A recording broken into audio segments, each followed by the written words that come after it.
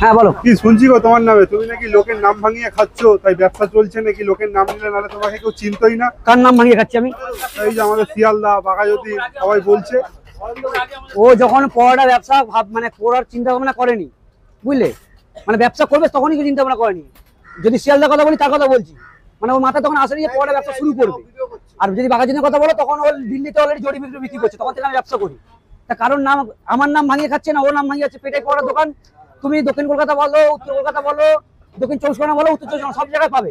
এটা কমন পড়াওয়ালা, ঠিক আছে? লোকে আমার চাইনিজ পড়াটা অল ওভার ইন্ডিয়া একটাই আছে।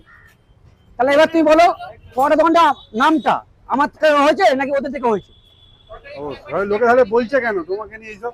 কোন লোকে কি বলছে?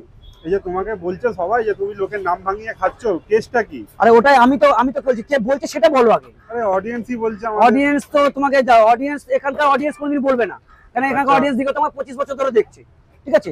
এটা 3 জেনারেশন পড়াটা খাচ্ছে, বাহ। ঠিক আছে? এবার ওকে জিজ্ঞেস করবে তো ওর দোকানে কোনো কাস্টমার দাঁড়িয়েছে কিনা। আমি তো এখন পর্যন্ত একটা কাস্টমার দেখতে পাইনি।